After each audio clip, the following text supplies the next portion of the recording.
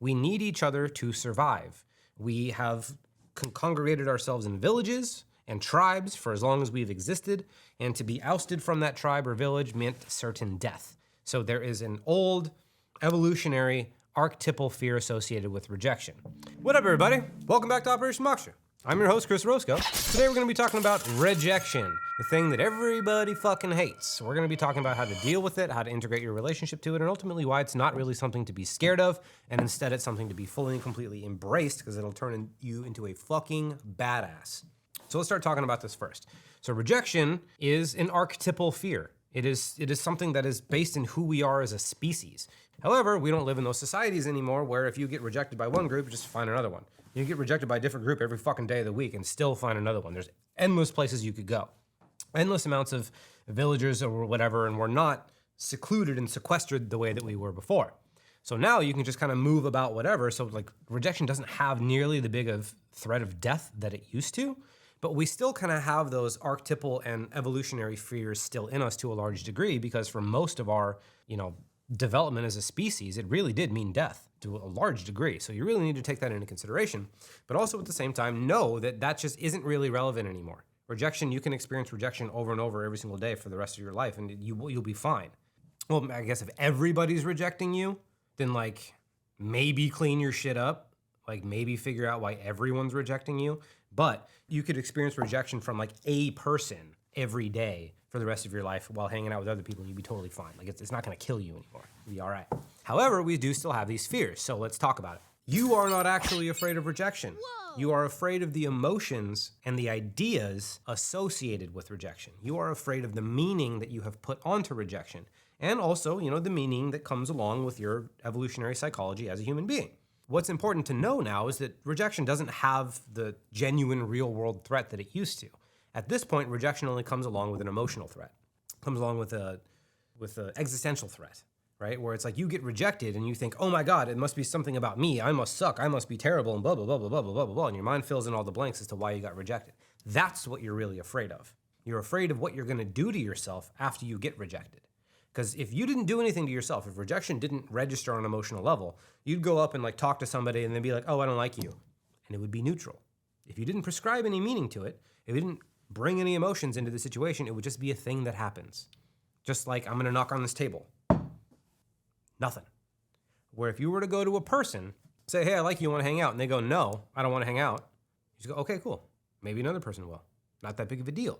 However, once you bring meaning and emotions and all these different things into it, then it becomes this unbearable fucking thing. It's like, oh, I'm always gonna get rejected. Like I got rejected because I suck. I got rejected because I'm unlovable. You prescribe your own meaning.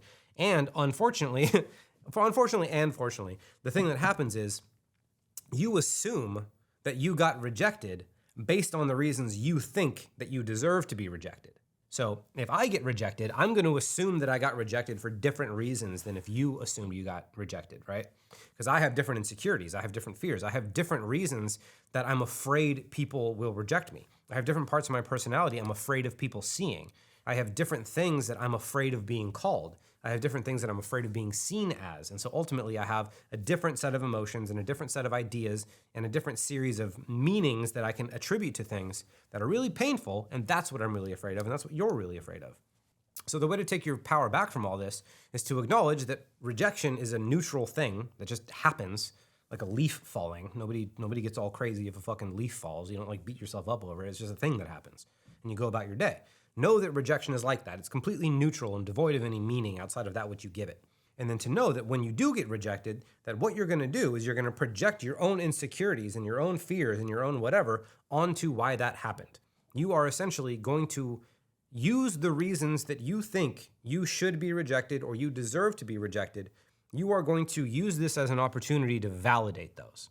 And what's likely gonna happen to a lot of people is that you are going to try and get yourself into a small enough container. You're going to punish yourself to get yourself small enough to where you don't expand enough to get rejected again and then have to face those feelings. And so if you don't face those feelings, your world can get smaller and smaller and smaller until you become isolated and depressed, which is what happens to a lot of people, especially now that you can get all of your food fucking delivered. You can get all of your streaming. You don't even have to go out to the movies anymore. You don't have to go get food. You don't have to do anything. It all come to your house. You've got fucking porn on demand. Like you got literally everything. without having to leave your house unless you go to work. And more people get more and more scared of rejection. That's why social anxiety is such a big thing. And your world gets smaller and smaller and smaller until you're stuck in your goddamn apartment. You can't do anything without having a fucking anxiety attack. However, once you start to acknowledge that rejection is completely devoid of meaning, and the only thing that's scary about it is the emotional reaction that you're going to have to it, you are now in a position to start embracing those emotions. You are now in a position to start saying, all right, these emotions are just experiences, just like stubbing your toe. Stubbing your toe fucking sucks, but if you put your attention on the pain and breathe through it, it passes really quickly. It's not that big of a deal. Whereas even when you stub your toe, if you fight it and you complain about it, you're like, oh my God, this is so terrible, it actually seems to hurt worse and longer. Your emotions are exactly the same way.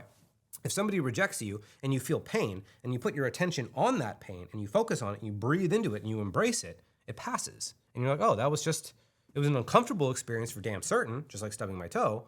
However, once I just breathe through it, it passed, and now it's not here anymore. It's not that big of a deal. It doesn't compound. It doesn't stay inside of you.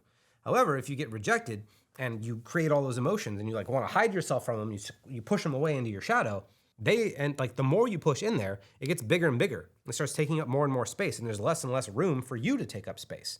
And suddenly, this is a big-ass monster, and you're this tiny little baby who can't do anything about it, and so you stay in your room and watch Netflix and have all your food delivered to your house. It's not to make fun of you. I do this too. I'm also the result of my culture as well. However, I know that I can face these things, and therefore I can expand my emotional capacity. Therefore, as I expand my emotional capacity, I expand my social capacity. I expand my capacity to take risks. I expand my capacity to talk to people that would normally intimidate me. And I expand my capacity to do a whole lot of things and gain a whole more range of motion, because the potential threats associated with going to those places and talking to those people and saying those things, it doesn't register to me anymore. It's like, what are you going to do? Like, bring up emotions that I'm okay with? Like, whoa. Like, what are you going to do? Like, make me feel parts of myself that I've loved and integrated? Like, ooh, it's not fucking scary because you've already dealt with it. And if you allow yourself to face those and love the parts of you that hold them, like, because the parts of you are afraid of rejection because you reject them, at least largely. And so if you don't reject them, if you allow those parts to come up when you experience rejection and you love them unconditionally over and over and over again, eventually they start to get the point. Eventually they start to understand that, like, wait a minute, this isn't actually a big deal. Even if those people don't love me, I'm still going to be loved. I'm still going to be taken care of. I'm still going to be listened to. I still matter. No matter what anybody else there thinks, this motherfucker is going to take care of me. This motherfucker is going to love me. This motherfucker is going to make sure that I'm okay. So therefore, other people rejecting you doesn't really scare you anymore. It doesn't even barely register on an emotional level, because the part of you that used to worry about that feels so safe and secure in the fact that you are going to love it, that no matter what happens, it stops having a reason to be afraid. It's only afraid because it knows that if it gets rejected, or if you get rejected, it's going to have a whole bunch of scary things to say about it, and then you're going to push it back, and you're not going to love it. And so it's going to be like, great, I'm going to get punished. If your ass gets rejected, I'm going to get punished for it. So it's going to try and get you to stop doing that. However, if it starts to see that if you get rejected, I'm still going to be loved, the threat goes away. There's nothing to be afraid of anymore. And suddenly it stops resonating on an emotional level, and you can accept that not everybody's for you. I don't want to hang out with everybody. There's tons of people I don't want to hang out with. I'm very picky about who I hang out with. And some of that has to do with, like, some people that are kind of toxic and I don't want to be around, and maybe they should look at themselves. And you have to be honest with yourself about that, because as you're growing, as I was becoming healthy, I had a lot of toxic behaviors that healthy people shouldn't have wanted to be around. And that's a hard pill to swallow, but that's the fact of the matter. Like, as you become a healthier and healthier person, you maintain that health by distancing yourself from really unhealthy, dysfunctional people. That's just how you create and maintain a healthy atmosphere and a healthy internal and external culture. You have to protect it from the people that would do it harm, that would do it damage. And, you know, when you don't want to get rejected, having somebody say something like that to you can be really hurtful and can really suck. But if you're the type of person that takes responsibility and faces those emotions, you can be like, yeah, you know what, you're right. I was going to bring you, I do bring you guys down. I complain a lot. I have all these things that I know aren't fun to be around. So let me work on those things and then create a healthier internal environment so that other people would want to be around me. Again, it's really inconvenient and it's really kind of shitty to have to go through that. But at the end of the day, you have to understand that, like, once you get healthy, you're only going to want healthy people around you. Or at least you're not going to want people around you that are actively making shit worse. And if you have ever been in the time in your life where you are actively making shit worse, which I have, I've been a very self-destructive person that, I wouldn't really want to hang out with the me from 10 years ago, because that guy was not very cool. Knowing that you can use rejection as a way to learn and as a way to grow and as a way to become a more whole person and also to be more courageous. Just think about who you could be if rejection didn't scare you. Think about who you could be if failure didn't scare you. Think about if like the two biggest factors that stop people from doing most things, imagine if they no longer resonated on an emotional level. Imagine instead if you were proud of yourself and had pride in being the kind of person that can run headfirst into rejection, knowing that you'll be okay. Imagine if you were the type of person that could run headfirst into failure, knowing that you'd be okay. How much quicker would you move? How many more risks would you take? How many more things might you try? How better of an environment might you find yourself in? How much better friends might you have? Like, how might everything in your reality be better if these things and the emotions associated with them no longer scared you, but instead they resonated parts of yourself that you loved and things that you could learn from, and you saw them as an opportunity to become stronger and more courageous and more whole? So that's what I want you to get out of this video, is that these things are not anything to be afraid of. These things are to be embraced. And more importantly, the part of you that does fear them needs to be embraced and needs to be loved and needs to be accepted so much that the idea of other people rejecting you just doesn't matter, because you're always going to have your back. So if you have any more questions about this, let me know. I'm going to be teaching shitloads of courses and stuff with this, so I'll keep you updated. But if you have any more questions about this, let me know. I love you. I'm Chris Rosekill. I'll see you next time.